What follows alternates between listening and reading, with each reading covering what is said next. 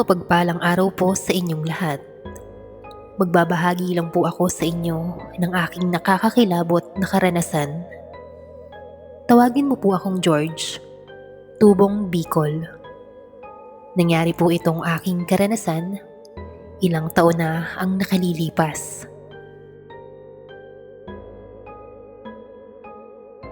Meron po akong kasintahan noon, si Linda. Kababata ko din siya. Simula noon ay magkakilala na kami hanggang sa makapagtapos kami ng pag-aaral. Mabait na tao si Linda. Makulit, mapang-asar at selosa. Niligawan ko siya at hindi naman niya ako binigo. Sinagot niya din ako. Naging maayos ang takbo ng aming relasyon. Meron kaming mga kanya-kanyang trabaho. Nag-ipon kami ng matagal dahil nagplano kaming magpakasal. Pangarap po namin yun ni Linda. Marami kaming pangarap para sa amin at para sa magiging anak namin. Napakabait na asawa ni Linda. Maalaga siya sa akin. Lahat ng kailangan ko ay naiibigay niya. Kahit pagod sa trabaho ay nagagawa pa din niya ang responsibilidad niya sa bahay. Maglilinis, maghuhugas ng plato, maglalaba at magluluto ng pagkain. Halos hindi na siya nakakapagpahinga. Pero never ko siyang narinig na magreklamo.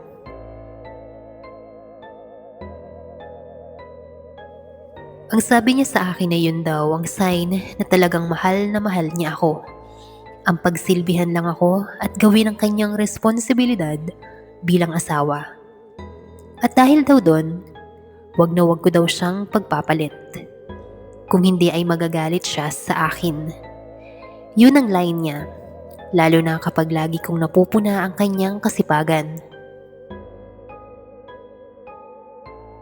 Ilang buwan makalipas kaming ikasal, nabuntis po si Linda. Pinagdasal namin yon sa Panginoon na sana ay mabigyan kami ng maganda at malusog na anak.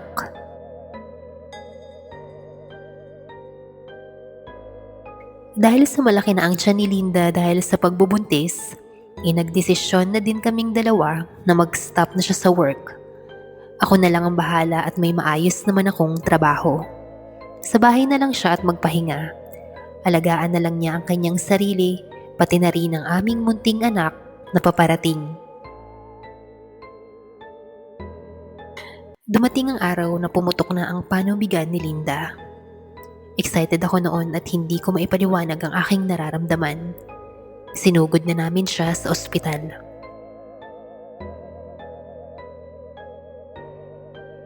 Hanggang sa lumabas na ang doktor. Hindi ko alam pero iba ang kutob ko. Mukhang may hindi magandang balita ang doktor sa amin. Tumaas daw ang BP ni Linda. At may kung ano-ano pa siyang sinasabi na madami daw komplikasyon kaya hindi daw kinaya ng asawa ko. Sa kasamaang palad ay namatay po ang asawa ko. Pero nailigtas naman ang aking anak. Tawagin niyo po siyang Mimi. Napakagandang bata. Kamukhang kamuka ng mama niyang si Linda. Parang gumuho ang mundo ko. Hindi ko na pinapansin ang doktor. Para akong namanhid. Sa isang idlap, nawalan ako ng asawa. Nakani-kanina lang ay masaya pa kami at excited sa paglabas ni baby. Natulala ako at napahagulgol na mga oras na yan. Meron pang naisipan kong suntukin yung doktor dahil sa nangyari kay Linda. Para akong mababaliw sa mga nangyari at laking pasasalamat ko na lang sa mga magulang ko dahil sila ang tumulong sa akin sa pagpapalaki sa bata. Ang hirap, para akong nilalamon ng lungkot. Ang tagal bago ako nakabalik sa pagiging ako. Dumating ako sa point na muntik ko nang kitilin ng sarili kong buhay. Yung pakiramdam na parang araw-araw akong nakalutang. Yung araw-araw ay sinisisi ko ang Diyos. Bakit yung asawa ko pa ang kinuha niya. Hanggang sa makaranas na ako ng mga kakaibang bagay. Hindi ko alam pero may nararamdaman akong humahaplos sa likod ko. Lalo na kapag sinusumpong ako ng sobrang lungkot. Yung di mapigil na pag-iyak. Meron pa yung malalambing na bulong. Hindi ko maintindihan yung sinasabi. Hindi naman ako matatakotin pero noon lang ako nakaramdam ng ganun.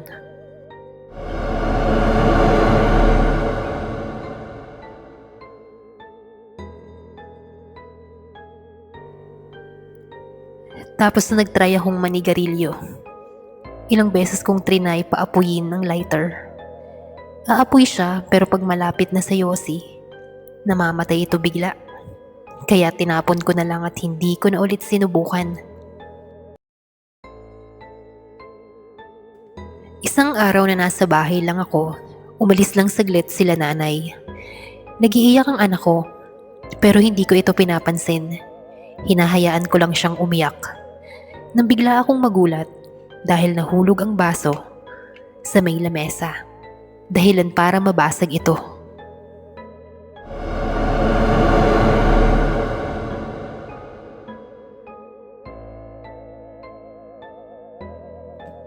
Tumayo na ako nun at nang makita ko ang anak ko sa crib, may una na siya sa muka.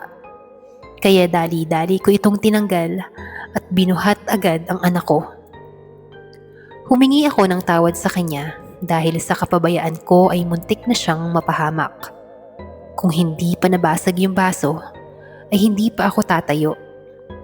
At naisip ko din bigla na bakit naman nahulog ang baso na yon. Ang laki ng lamesa, malaki ang space, at nakapagtataka na mahulog yun.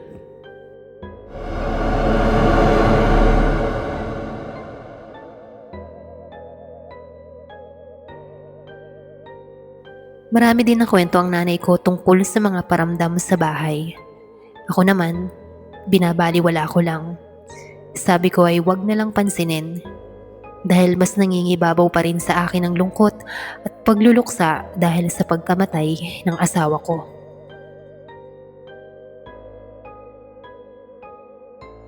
Isang taon na ang lumipas, wala pa ding nagbabago. Malungkot pa din, kulang, laging lutang, ganyan lang ang buhay ko. Dumaan pa ang ilang taon, malaki na si Mimi. Kaya niya nang magsalita. At ang una niyang binanggit ay mama. Habang nakatingin ito sa labas. Nagkatinginan lang kami ng nanay ko. Never pa naming pinapakita sa kanya si Linda.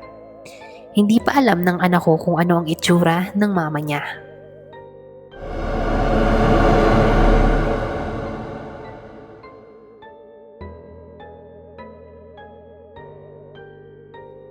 Nakakaramdam ako ng kilabot. Parang tumitindig ang balahibo ko sa tuwing binabanggit ng anak ko ang salitang mama. Lalo pa pag bumingiti siya at titingin sa taas na parang may nakikita talaga siya. Kwento ng nanay ko na parang laging may kalaro si Mimi. Tumatawa daw ito ng mag-isa.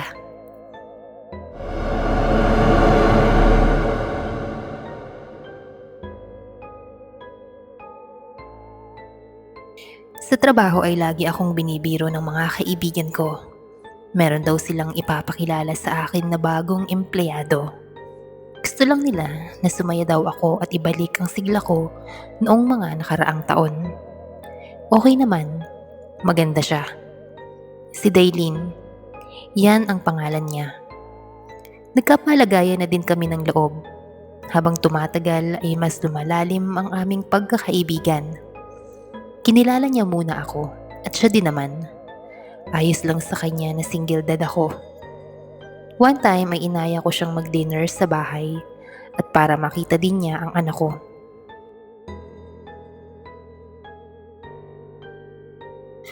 Sumakay na kami ng kotse ko. May ilang beses ding ayaw umandar nito. Hindi ko alam kung bakit. Wala naman itong sira. Nahiya ako ng konti kay Daylin. Kaya sabi niya, ay sa susunod na lang daw siguro siya pupunta sa bahay. Hindi naman siya galit noon, pero ramdam ko ang pagdismaya niya. Agad na siyang umalis at naiwan ako sa loob ng kotse. Hinintay ko muna siyang makasakay ng taxi. At nang itry kong paandarin ang sasakyan, laking gulat ko nang gumana ito.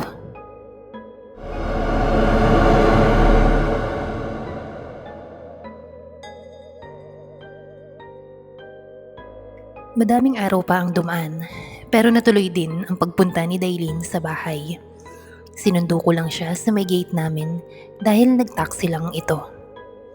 Hindi ko alam, bago pa lang kami papasok sa bahay ay biglang humangin ng malakas. Wala namang bagyo noon. Nagmano siya sa mga magulang ko. Sumunod noon ay nilapitan niya ang anak ko. Sobrang weird ng gabing yon. Habang nasa hapagkainan kami at masayang nag-uusap, andyan yung grabe ang alulong ng aso sa labas. Sa mismong tapat pa ng bahay namin. May mga kung anong lagabog. May kung ano-ano ang mga nahuhulog sa kusina. Parang mga kaldero. Pag pinuntahan ng tatay ko, wala namang mga gamit na nahulog.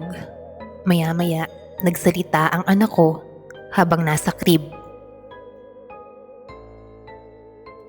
Mama, galit.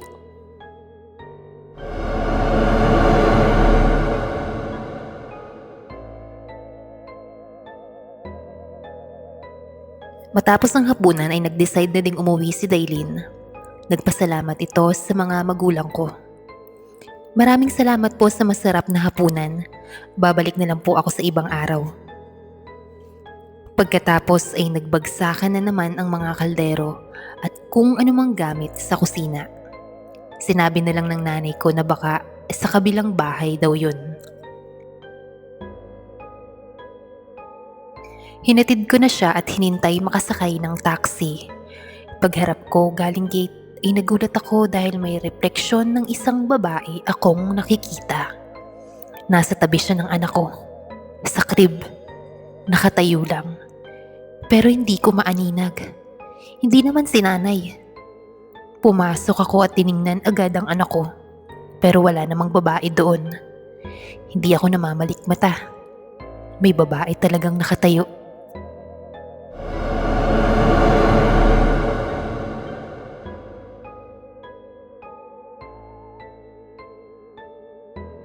Sa parehong gabi na rin yun ay nanaginip ako ng masama.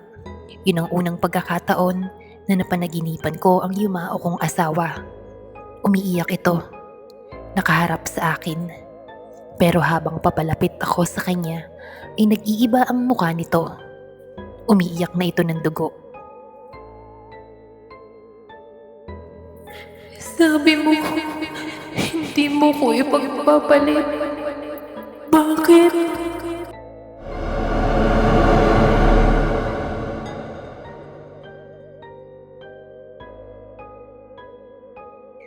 Sa dami ng nangyayari na kakaiba, kaya nakapagdesisyon kami na ipabless ang bahay namin.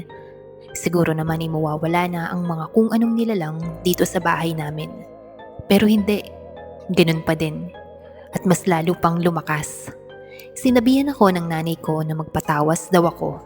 Kaya naman nagpatawag siya ng albularyo.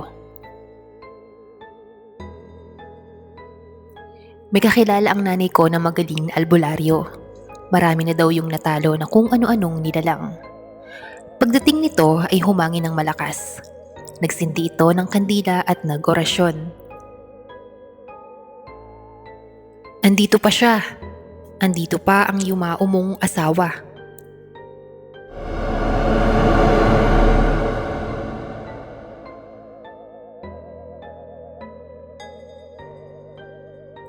Nagulat ako nang malaman ng albularyo na si Linda ang espiritong gumagala dito sa bahay namin.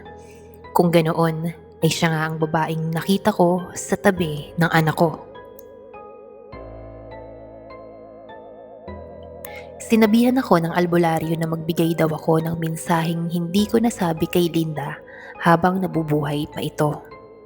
Ang sabi niya ay palayain ko ang kaluluwa ng asawa ko dahil ako ang nagpapahirap sa kanya para makatawid. Dahil ramdam nito ang patuloy kong pagluluksa. Patuloy ang pag-oorasyon ng albularyo. Ramdam ko ang lamig ng paligid. Kung ganoon pala ay ako pala ang dahilan bakit nandito pa rin ang kaluluwa ni Linda. Nakikita niya ang kalungkutan ko. Nakikita niyang hindi ko masyadong iniintindi ang anak namin dahil nabalot nga ako ng kalungkutan.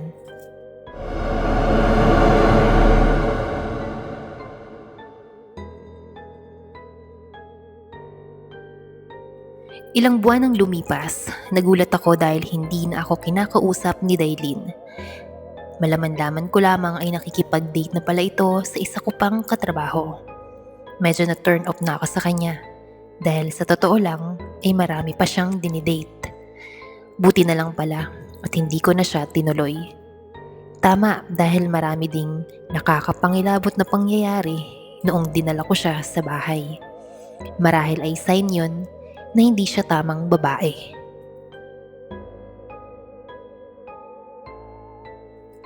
Pagkatapos noon ay pinilit kong ibalik ang masayahing ako, masigla at mapayapa, hanggang sa unti-unti akong nakamove on. Tinanggal ko ang lungkot at pinalitan ito ng punong-punong pagmamahal. Ito ang gusto ng asawa ko. Ngayon ay maayos na ang buhay ko at ang anak kong si Mimi. Hindi na ako humanap ng iba dahil kung merong tamang babae na dadating, malamang ay si Linda na mismo ang gagawa ng paraan para mahanap ko ito.